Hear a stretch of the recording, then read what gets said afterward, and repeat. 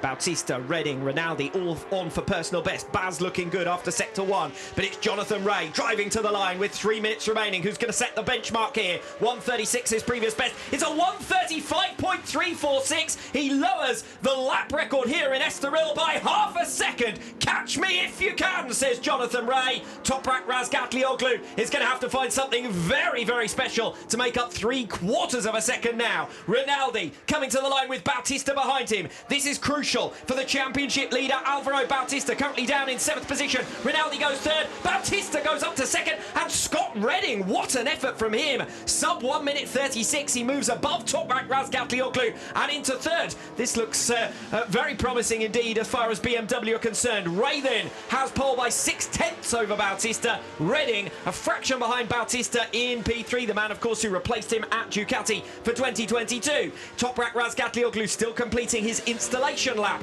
That's Loris Baz, who's got himself into difficulties. That is at the hook, the turn 9 complex 8, 9 and 10. So he's now rejoining the circuit, which is going to allow the rest of the runners to set their flying laps here. Baz was on a good lap, so a shame for him. Vierge looking to move himself up into the top 10 positions, just misses out. He remains outside of the top 10. He moves up from 12th to 11th and pips Loris Baz back to the big moment there for Xavi Vierge, then coming back into turn number 1. His lap and his session now more than likely is over. Garrett Gerloff watching on in disappointment as he misses out on an opportunity to challenge for the top spots here in SUPERPOLE, and it's his stablemate Toprak Razgatlioglu who's now the man in focus. He was up after sector 1, he's only a fraction down after sector 2. Yeah, and for Toprak now into the second half of the lap. This is sector 3 where Jonathan Rea is very strong. Sector 4 though, Toprak can match the Kawasaki, so he really needs to be strong in this next couple of corners. This is the run up towards the chicane where we saw the crash for Baz. It's a tricky section of the track,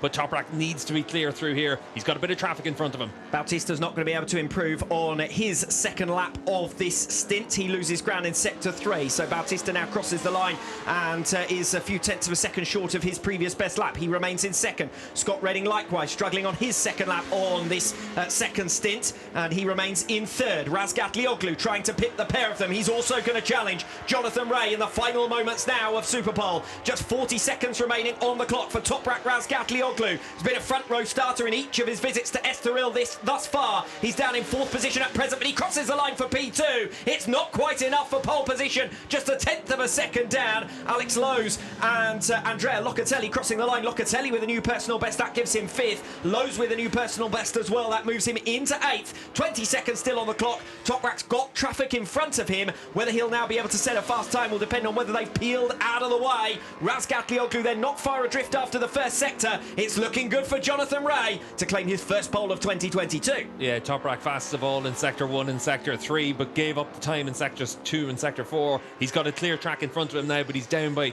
just under a 1/10 of a second through the first sector, so Toprak needs to find something. Toprak Razgatlioglu, who secured, of course, what was the first pole position of his Superbike career here in Estoril in 2020. He was 3rd in SUPERPOLE here last year. Alex Lowe's was looking good at the halfway mark on a second lap of his final stint, but he's run wide and loses ground, and that's game over for him. He remains in 8th position, just ahead of Eugene Laverty and Luca Myers. Toprak Razgatlioglu loses a couple of 1/10 of a second in sector 2, so for that Q tyre, doesn't look like it's giving the riders enough grip to really challenge for a second lap, even here in Estoril, one of the shorter circuits. Yeah, Toprak, the lap's gone from him now 4/10 of a second. He's not making that up in the final sector, so it is going to be Rea, Razgatlioglu and Bautista on the front row of the grid. 4 manufacturers up inside the top 4 as it stands right now. It doesn't look like anyone else is going to be able to bring a lap time to really be able to challenge for any of those leading spots. What an exciting session though, once again, as Toprak Razgatlioglu makes his way to the line. It would take a miracle in the final sector, and it's not going to be.